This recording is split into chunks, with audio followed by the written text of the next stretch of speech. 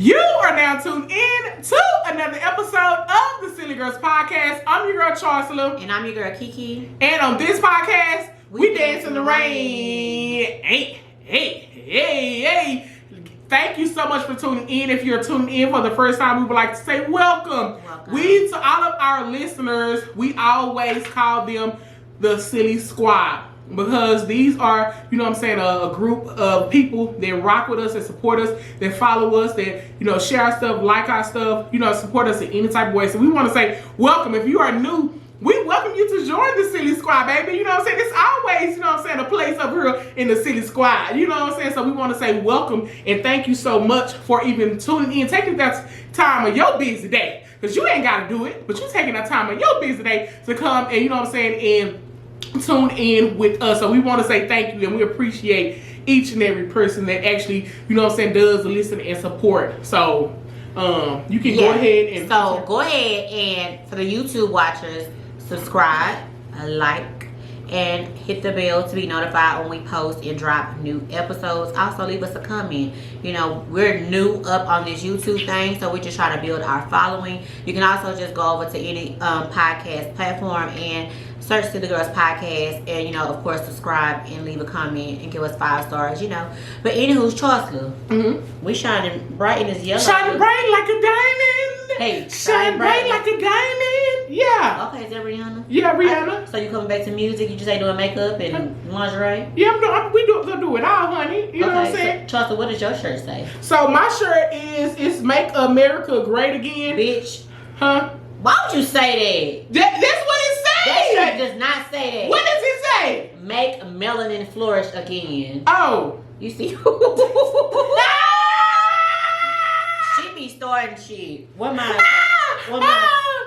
You just a liar. Listen. What mine no. say? Okay. Listen. Okay. No bull. I had a real moment because I looked at this and that's the first slogan I could think of. What mine Lord say? have mercy. Hers say a ray of fucking sunshine. Okay. Woo. Okay. That's what it is. That's what it is. That's what I am. Yeah. So. Again, well, hold on, now they didn't sponsor this, so I ain't gonna even give them shout out. But anyways, so y'all, we have on our yellow because we're in a sunshine, you know, filled mood. It's a great day, you know. You are my sunshine. You make me happy when skies are gray. You know that song. You try to, you know. Yeah. YouTube and podcast listeners, she never knows the words, so she looking at my mouth to kind of get the words, but whatever. Because I was thinking of the other so thing. What's goody? Oh, and what's goody? Whoa, and what's goody? Hey, whoa, yeah. Come on, come on, B-Box. I ain't brown sugar. I'm not finna get out. Brown sugar, yeah. I met this girl and she was so fine. Yeah. Oh, come on. I ain't finna freestyle. Okay, well, I will. You know what I'm saying? Listen, you know. Okay, I don't know if y'all know the movie Brown Sugar. Not Brown Sugar, but what's my movie? The America. I mean with my boy Jenny. Damn. Okay, I forgot. I'm not finna do it. We're not finna do that. America's Most Wanted. Yeah, America's. What is it called? No, it's damn. Fuck. We'll come back to that. We'll come back to that. But anyways, he say blinkety blink, make you want to think of the think. Go to the sinking vomit. Clean it up with comment. Earth is my planet. It's with Jamie Kennedy. Okay, let me look it up. You know what I'm saying? His movie, y'all. That it is something about America. Something ain't it? That movie is fucking hilarious. I love that movie. But he was a rapper. He was trying to be a rapper. Fucking hilarious. That movie right there. Like I said, I love like just comedies. Just make Malibu's Most Wanted. Fuck, I couldn't think of that. But anyways, that's what I thought of. You know. I was finna rap the rap that Sid and Dre. Let's go. I'm not finna do that. Y'all not paying me for that. Oh, come on, man. No, you gotta. So you're a recording artist. She need them coins. I need them coins. She need them back. You know what I mean? But again, so I want to say thank y'all for rocking with us. Now, you know what? We'll go ahead and get into our topic of today. You feel me? So what's that topic, Chancellor? Our topic is, you know what? We was out crunk because we got, you know, something serious to talk about. Kiki, how do you feel about getting into a relationship with somebody who is grieving? So how do I? And when I met him, he was grieving. And let me take that back. how do you feel about if he is grieving over his spouse? Not just grieving like if his mom passed, his dad passed, his lover, his spouse, his his wife, spouse, his girlfriend, fiance. If she, you know what I'm saying, it was whoever he's messing with. If she passed away, so if he's grieving, you know what I'm saying, over her, how would you feel, or would you feel comfortable getting into a relationship with him? Me personally, because I know grief all too well, I don't feel like, especially if he's grieving his wife or his spouse, no. Especially if it's fresh. And when I say fresh, if it's like a year or two into his grieving, I could be his friend, but I couldn't be serious with him on a relationship level, because I know what it feels to grieve a parent, so I can only imagine what it feels like to grieve a lover. And I think, no, I wouldn't do it, because to me it's like setting myself up for heartbreak, because I feel like he can't give me all of him, because he has a hole in his heart from longing and wanting her. And as long as he's grieving her and missing her and wanting her, anything I do, it's like I'm competing with the dead. I hate to say it like that, but it's like I'm competing and trying to fill a void that I could never fill, because I could never be her. And let's be honest, if she hadn't passed away, more than likely we wouldn't even be in the same space. You know what I'm saying? It's unfortunate that she did. So me personally, I would have to be his friend before I could ever be his lover, because no, I'm not gonna put myself through that. Cause what I'm supposed to do when it's her birthday and we on social media and he posts a post and say how much he missed her and love her, and I understand that's factual and I'm not taking away from his feelings, but still it's like, damn. So me personally, no, I can't date a guy that's grieving. I could be his friend, and then like later on in life when I see that he's kind of healed and he's done the work to help himself heal, because he'll never get over it, but he's in a better space where he's ready to receive a new love, then yes. But not during the time while he's grieving. What about you? I would say no, not at all. And not just trying to be funny, but I agree with what you said. Like I said, if he was grieving, you know, somebody else, you know, I could be there for him. And you know what I'm saying? Just like if he lost his dad or something, you know what I'm saying? I lost my dad. So, you know, I understand, you know, when he breaks down, he's crying or he having some moments, you know what I'm saying? I can relate. I can be there for him. I can be their friend, their shoulder to cry on, you know what I'm saying? But however, if he's grieving his ex-lover, I'm gonna feel some type of way, you know what I'm saying, with trying to console him, and you know, like, because it was another woman, like, you know, being a lover and being, you know, a family member is two totally different things. You know what I'm saying? It's a different type of love. And so I don't know how I would feel of, you know what I'm saying, trying to console him, like, maybe it's gonna be all right. He up here talking about, I miss Tamika, and I'm like, you know what, oh, it's gonna be all right. I can't see myself being like, you know, that's a strong woman, you know what I'm saying? But I'm not her. I'm gonna be honest with you know what I'm saying? Like, to each his own. But as far as for me, I agree with you. You said 1 or 2 years. I agree. That shit takes time. You know what I'm saying? It's like a break. It's like a breakup, because you have to. It's a break. It's like a breakup, because when you're in a relationship with somebody, I don't move on quick like that, because you have to mourn the death of that relationship with that person, all those emotions. So imagine somebody you was in love with, engaged to, and they would take it from you unexpectedly. Unexpectedly. No. For example. I'm sorry, I'm gonna cut you off. No, you can go. It's a football player who I'm not gonna say her name. Okay. It's a football player who lost his girl. He was engaged or girlfriend or something. They had been together, and she gave birth to their baby like in August, and then in September. Wasn't she his fiance? That's why I said his girlfriend, wife, fiance, or something. They had been together. She gave birth to their daughter in August. In September, him and her were had a blowout on his car, and I guess it hit the guardrail on the freeway. And in the midst of that happening, while they were waiting for help, a drunk lady hit the car and killed the fiance, his girl, who just had his daughter a month before. But here it is, maybe a year after that happened to his fiance. You know what I'm saying? He's raising that baby by himself. And then he has 2 other kids he's raising, but not by her. But he has a new baby by the fiance that passed. He started dating a social media influencer. And she's so in love with him. And she's so let me just say, she's so deserving of all things good, all the love. Because she's dope.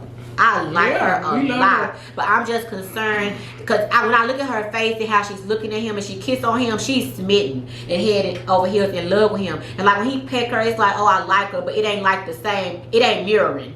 Because, you know, like, when you see certain what's a celebrity couple, they just can't keep their hands off each other, you know, like Gabrielle Union and Dwayne Wade. How they just so like, and he likes her, you can say he like her and he like peck her, but it ain't like the way she kissed him, like they kissed and then she kissed his neck and the way she looked in the camera, you can say like she's like, this is the man of my dreams. But I feel like it's a disconnect because I think he's forcing himself to move on so he don't have to deal with the pain of the way his fiance passed. But you still have that baby ain't even just made one. So you still have, that baby look just like the mama. So it's a constant reminder of your ex, which ain't nothing wrong. You move on when you move on, but it's just, for my girl that he going with, I just hate that it had to be her that she met him because I feel like she caught him in a vulnerable moment. Yeah. And maybe when he come up out of that vulnerable moment, he may be like, this ain't what I want. I ain't ready. You know what I'm saying? But maybe he should try to fill that void because he wants somebody. I feel like it was too soon for him, but who am I to say something that's too soon? People move at their own pace. Hell, I see people get out of marriages and move on just like that. You move on at your pace, but the way she passed and how in love they seemed like they were with one another, how they how happy they were. And me being nosy, y'all, I'm sorry. I went and was looking. I was up. When I wake up in the middle of the night, I just be on social media just looking nosy. And I saw where he commented on the fiance that passed away picture 11 weeks ago. 1, 2, 3, 4, 5, 6, 7. And put hearts on the picture. He missing her, right? Mm-hmm. That's all I'm saying. And ain't nothing wrong. You grieve how you grieve, but I just put my girl that he's dating. I'm just praying for her that it doesn't end bad because I just think I'm ghetto. I had to pop my lips. I just feel that I don't know. Okay, I would say the reason why I need to wait at least about a year or two after your spouse actually passed away is because it is like a breakup. Mm-hmm. And even I'm saying, I'm the type of person, even if you just broke up with somebody, I don't want to get in a relationship with you either. Yeah. You know what I'm saying? So I at least want a year or two, to pass after you get out of a relationship. You gotta heal. You know what I'm saying? And my thing is that I need you to fully be committed to me. Yeah. You know what I'm saying? Because I'm going to give you all of me. I'm not going to hold back. I'm not going to, place a little piece of my heart. I'm giving you all that shit. And I'll need that and demand that in return. Absolutely. And so for that reason, that's the main reason why if you just got out of a relationship, I would not consider being with you at all. Yeah. If you just had somebody who passed away that was, your spouse, I would not consider being with you at all. You could be a great person. We could be dope in the long run, but for right now, for me, I'm doing this because I'm trying to look at it as your friend first. I want to allow you that time to fully, completely heal because in my head, you're trying to, gain love, and build some type of trust and bond with me, but you're still not giving me all of you because you're still holding a piece of that person that's in the ground. And I understand that. I'm not trying to take away from your grieving process. Yes. And that's the main reason why I'm going to stay over here and allow you that time because I don't want to jump in a relationship with you. Right. Because now, when I say I want to console you completely and, correctly, if it was your uncle, your auntie or something, I'm like, oh, it's going to be all right. But I can't see you for real, laying on my shoulders and telling me how Tamika, it gone too soon and, all this stuff. Like, to be honest, I don't want to be in that space where I have to choose. Yeah. And I feel it's unfair, to me, trying to love you completely, And, because it could be some stuff where, that as a woman, we're like, dang, like he really not opening up to me. Yeah. You know what I'm saying? He really not showing me all of him. But you actually went to a, person that is already broken down. Yeah. You know what I'm saying? This man is over here broken down. I don't care how tough a motherfucker is or show you or put up their front like they are tough or they are handling it. When they go to that room, by themselves, you know what I'm saying? You don't know what is they dealing with. When you're not around them, you don't know what they dealing with. You don't know their mind space. A lot of times when men get out of relationships, and it's women too, when they get out of relationships, they try to hurry up and jump in another relationship to get their mind off of their past relationship and their hurt and their pain. Yeah. So for me, for what she was just saying about the football player, I feel, that he is hurting so much and in pain so much of, you know what I'm saying, the love of his life taken too soon, that he's trying to mask that pain by jumping into somebody else and pushing all of his, you know what I'm saying, love over there. But, you know, that's like right now. He like her. He ain't, you know what I'm saying? And it to me, it's just really like lust and just something to do at this moment, because you gotta think about it. When parent, like, as far as I know, with me, like when I had to grieve with my mama passing, you know what I'm saying, I couldn't grieve fully the way I wanted to because I was worried about the people around me, like my bonus dad, my little cousins that I was raising, you know, my sisters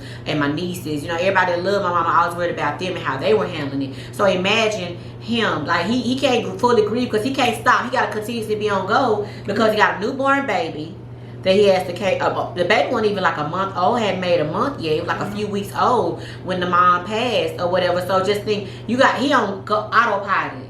So when he come down and feel like he got some type of normalcy, it's gonna hit him. Cause I'm just being honest. Grief hits you out of nowhere, and I know some men don't handle stuff like that. And he may shut down, and she very clingy. The one he with now, my girl clingy, and she's like, well, baby, what is it? He might holler at her because he just not in that space, like in her face. And you know, she might feel some kind of way. So I mean, if it works out, God bless their union, bless their relationship. You know, if it's love, you know what I'm saying. I just feel like he should have gave himself a little bit more time, because you know she stepped in the situation with a man that's grieving, a newborn baby that needs a mom, and she has no kids.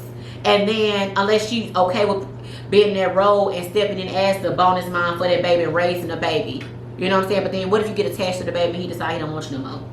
It's a lot that comes with it. But I guess it's a risk you gotta take. But me personally, I'm not finna walk into the line of fire. I'm not finna walk into no damn volcano. They be like, well, you know it's gonna erupt. It's gonna erupt, but we don't know when it's gonna erupt. Yeah. But you're more than welcome to come in and go see the inside of it. And you take that chance. As soon as your ass get in there and you walk halfway in, the motherfucking the lava starts coming down. I agree. And the reason why that I said that's one of the reasons why I cannot, you know what I'm saying, put myself in this situation of doing that. Because again, to be honest, if you are grieving, let's just say, you know what I'm saying, your fiance just passed away, and then I meet you, you know what I'm saying, at a bar next month or whatever, like I'm gonna feel that you only giving me part of you anyway. Yeah. I promise you, I'm not going to feel like I'm getting it all from you. Yeah. And then if, you know what I'm saying, if you do try to like push yourself on me more, I'm going to feel, this is me, I'm going to feel that you're trying to, you know, mask that, you know what I'm saying, that pain that's going on. And so it's like,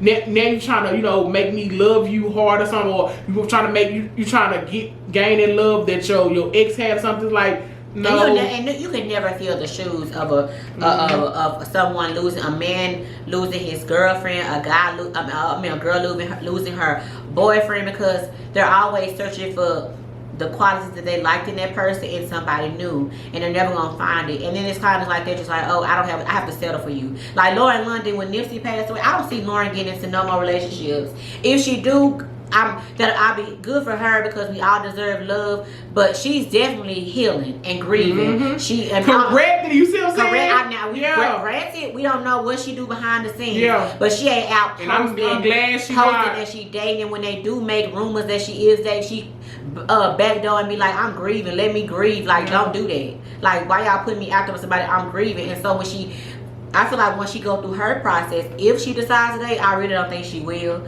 But if she does, she will be at a place where she's okay to receive something new. They would never compare to Nip, but it would be somebody new. Yeah. But fresh, a year or two, hell no. It's too soon. And to be honest, they always say, like, after however long this is what the therapist or somebody say, they say, like, if you was in just like a 5-year relationship, they always say it takes a certain amount of time to get out, over their relationship. You know what I'm saying? Yeah. It took, how long did it take you to get over your relationship? How long was you with your ex? And he ain't, Lord forbid, he's alive. And he's alive. How long it took you to get over your ex? Girl, listen, I started messing with this man and fell in love with him when I was 15 years old. And didn't stop messing with him till almost like 28, 29. And y'all broke up. And we broke up. And you how old now?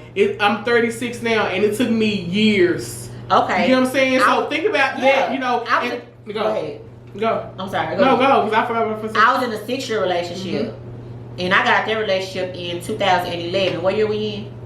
2021. Okay. Am I in a relationship? Okay. But I'm at a 10-year mark where I'm like, okay, I'm open to go date someone. I can truly, honestly say I'm ready. If it was to come to me, then I'll be like, okay, well, let's see what it do then. You know what I'm saying? But if you would have asked me a year after that, it took me damn near 6 years to get over us. You know what I'm saying? It took me a long time to be at a space where I'm like, okay. And that's just me. Everybody is different. Chancellor is Chancellor. I mean, we're about the same when it comes to like moving on relationships and healing and all that. We're one the same with that. Because you know what? Somebody would listen to this and they would say, well, girl, you know what I'm saying? I ain't finna harp on, you know what I'm saying, that old stuff and I can just go ahead and move on.